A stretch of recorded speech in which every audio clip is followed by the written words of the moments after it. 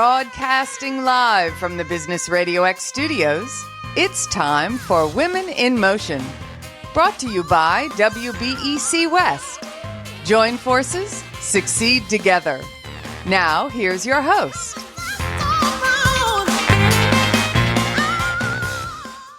Lee Kantor here with Renita Manley, another episode of Women in Motion, and this is going to be a good one.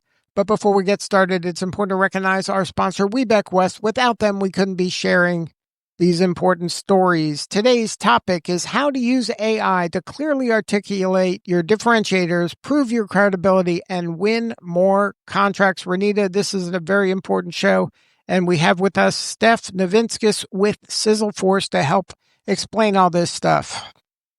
That's right. We have Steph who's joining us again today. Steph has become our WBEC-West AI marketing guru, but this time she's actually educating us on how BBs can use AI before the proposal process even begins. And for those of you who are attending our conference in Phoenix, Arizona this December, Steph will be continuing this conversation in person, but at the conference, she's going to be giving way more insight and she'll be answering your personal questions about your business.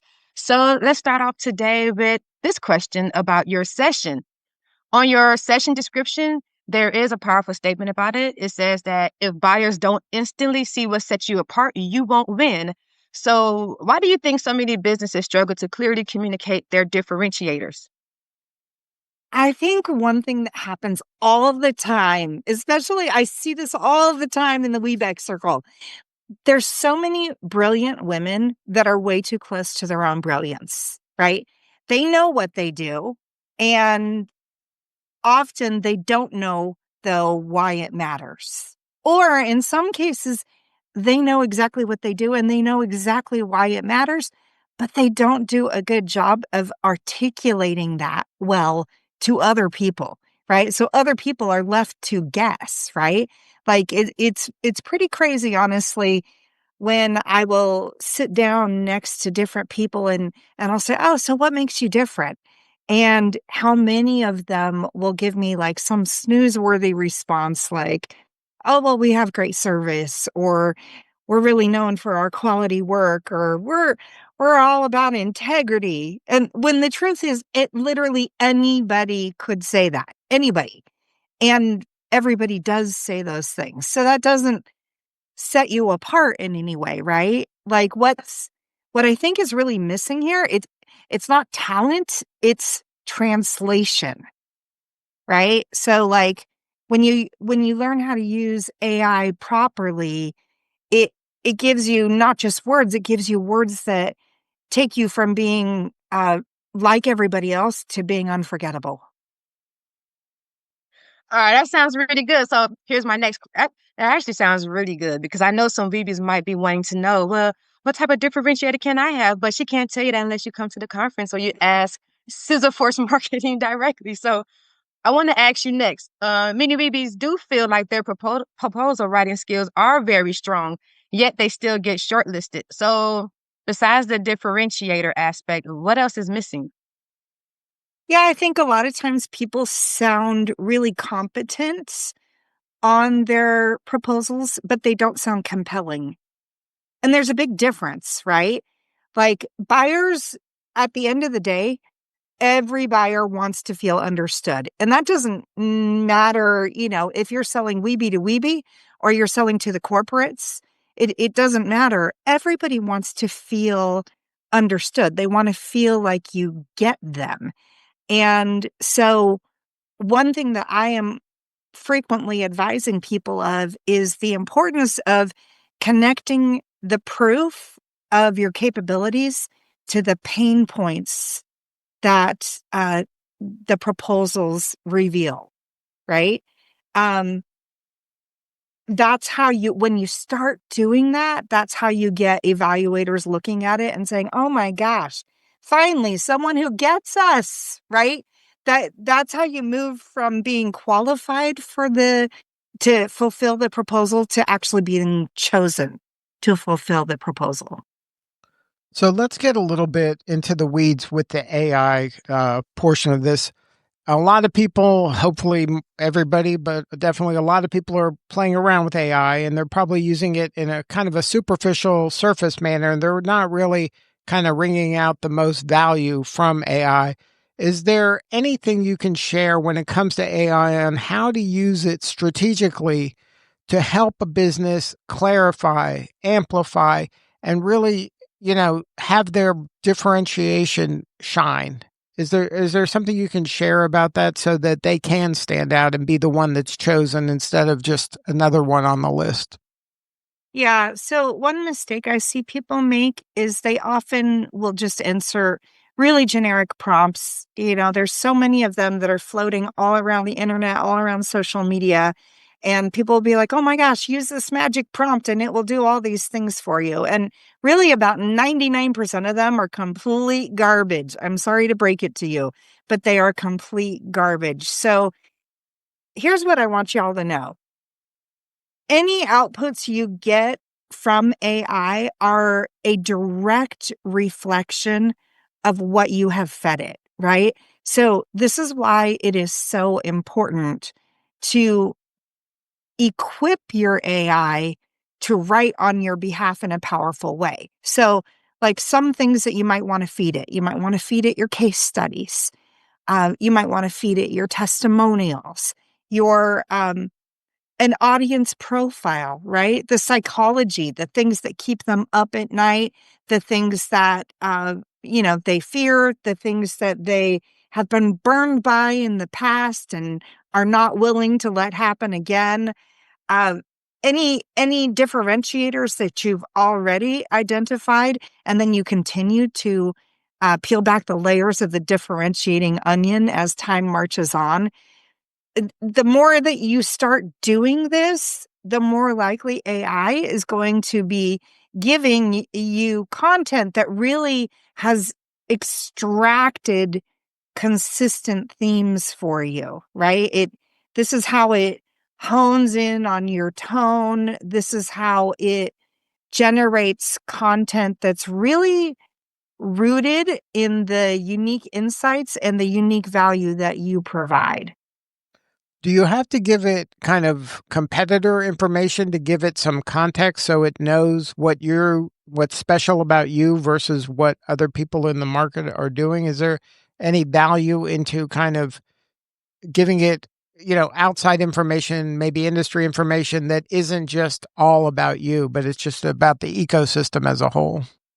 Yeah, there's definitely a place for that. The important thing is to understand how to provide that information and communicate it to the AI so it does not mix signals and think that that competitive information is actually yours, right?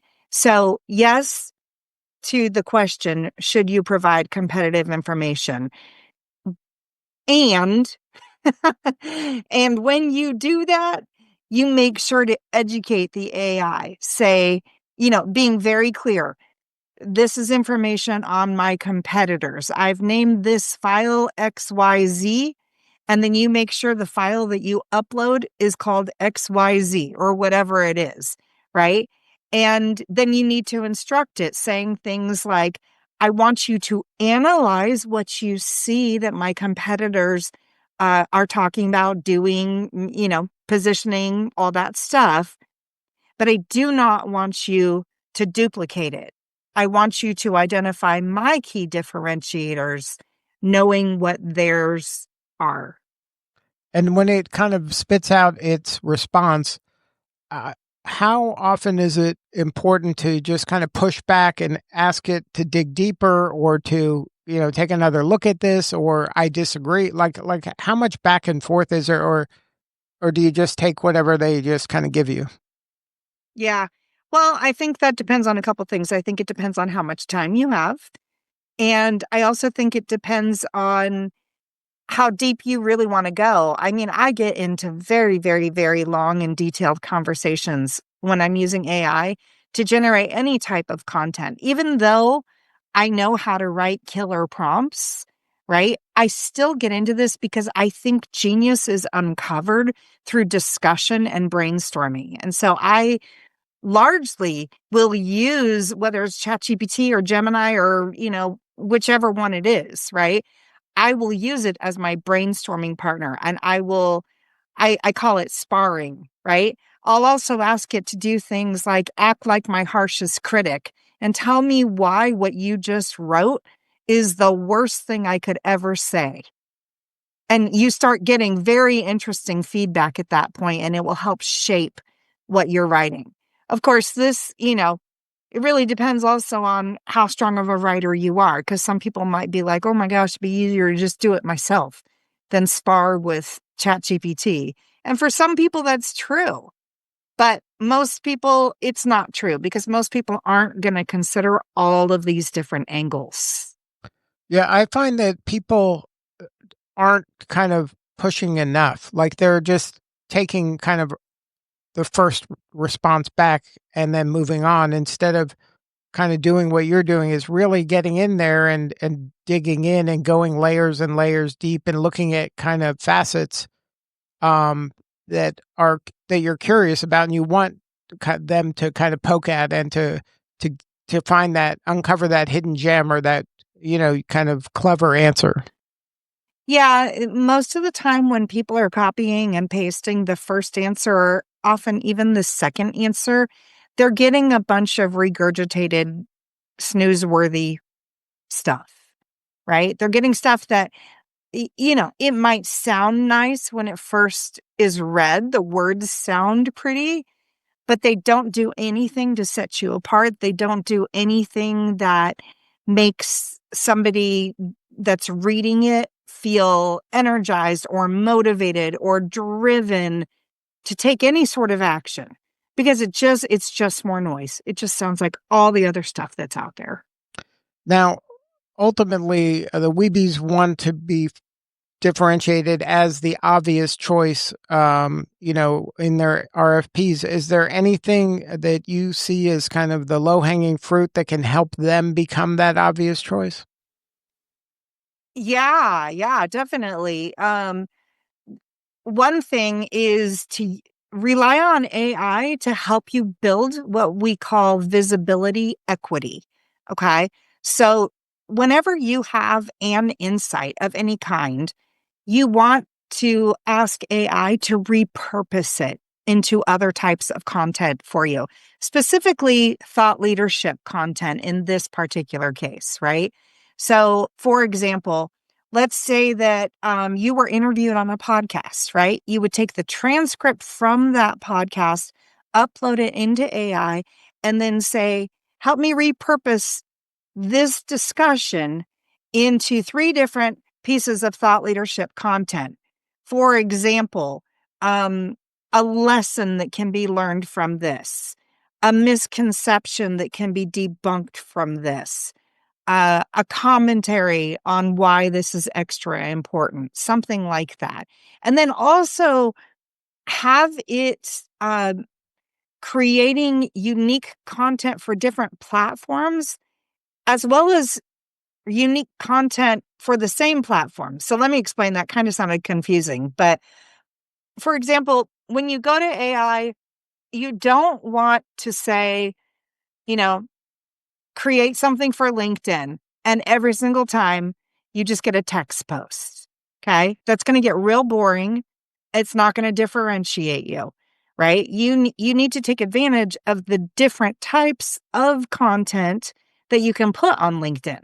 So have a text post at one point, have a video at one point, have something with an image at one point, get that variety, right? To keep your audience engaged.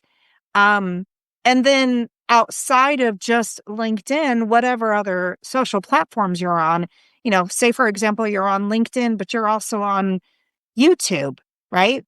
How can you repurpose this podcast script into a YouTube short, something that's under 60 seconds, maybe even 10 seconds, 7 seconds, right? What nugget can you grab out of this to make it applicable over here? And, when you get AI being your content syndicator, so to speak, that's when you've tapped into real power. So now we're just scratching the surface on all this. At the workshop, I'm sure you're going to be digging in a lot deeper, and it'll be a lot more interactive with the attendees. Can you tell us where the Weebies can go to, experience this workshop firsthand? I know it's in December. Do you have the logistics or website? You know what? Stephanie, I was going to answer that for you if you want me to, or did you have a different? Yes, please. Because I was like, I know it's in December in Arizona. It's something. Okay. The conference is actually taking place December 16th through the 18th in Phoenix, Arizona.